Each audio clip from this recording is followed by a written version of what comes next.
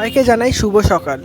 আজ শুভ রাখি পূর্ণিমা, আর এই দিনটিতে আমার সকল দিদিকে জানাই প্রণাম এবং অনেক অনেক ভালোবাসা। সবাই যাতে ভালো থাকে, সুখে থাকে এবং সুস্থ থাকে।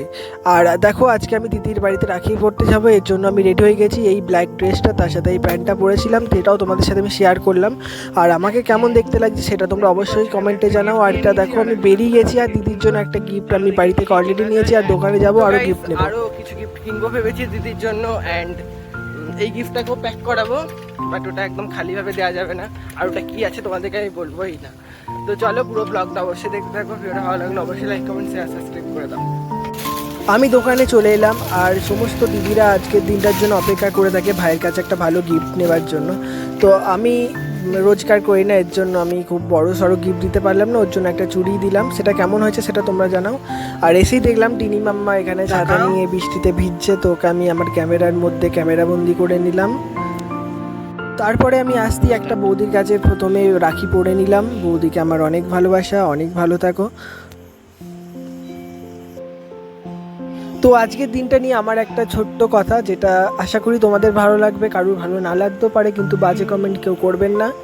দিদির জন্য একটাই কথা, দিদি ভাগ্য করে পাওয়া যায়, ভগবান ভাগ্য করেই দিদি পাঠায়। দিদি জীবনের একটা গেম চেঞ্জার সাবিত হয় সবার জন্যই।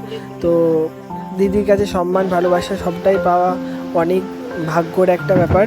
তো তারপরেই দেখো, বৌদি আরও একটা ভাইকে রাখি পরিয়ে দিচ্ছে।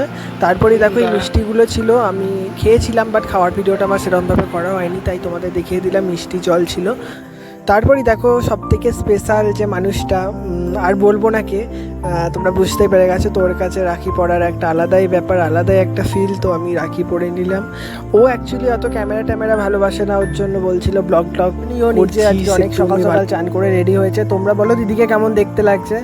আর তারপরেই দেখো, এই দিনটার জন্য সব আমার মনে হয় ভাইদের থেকে বেশি দিদিরা অনেক আশা করে থাকে যে এই দিনটা কবে আসবে। এটা আর ভাইফোঁটা, এই দুটো দিনের জন্য সবাই অপেক্ষা করে থাকে। তারপরে দেখো, ভালোবাসার মানুষটার কাছে মিষ্টি খাচ্ছি।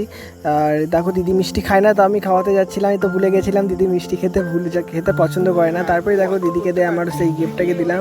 অ্যান্ড দিদি অনেক খুশি হয়েছে, সত্যি কথা বলতে গেলে অনেক পছন্দও হয়েছিল। আর দেখো, ও তো সবগুলো এখন পড়তে পারবে না, তো ওগুলো পরে পড়বে, তার জন্য একটা পড়ে তোমাদেরকে দেখাচ্ছে কেমন দেখতে লাগছে কেমন না, সেটা তোমরা দেখো কেমন লাগছে। দিদি হাতে মানিয়েছে কেমন, আমি পুরোটাই আন্দাজে কিনেছিলাম। আর অনেক দিন ধরে ভাবছিলাম দিদিকে আমি চুড়ি দেবো কিন্তু দেওয়াই হয় না, তো আজকে দিয়েছি। তারপরে দেখো, এখানে মাম্মাকে দিদি মুনুকে পরিয়ে দিচ্ছে রাখি।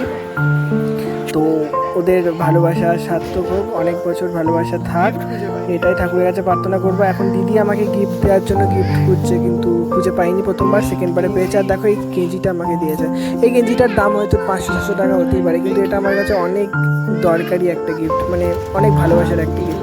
চলো, ভিডিওটা এখানেই শেষ করছি। আমরা যাওয়ার সময় আরও একটা রাখি কিনে, একটা দিদির জন্য রাখি কিনে নিয়েছিলাম, তো দোকানদারকে আমরা টাকা দিয়ে চলো ভিডিওটা শেষ করছি। ভিডিওটা কেমন লাগলো অবশ্যই কমেন্ট শেয়ার করবেন।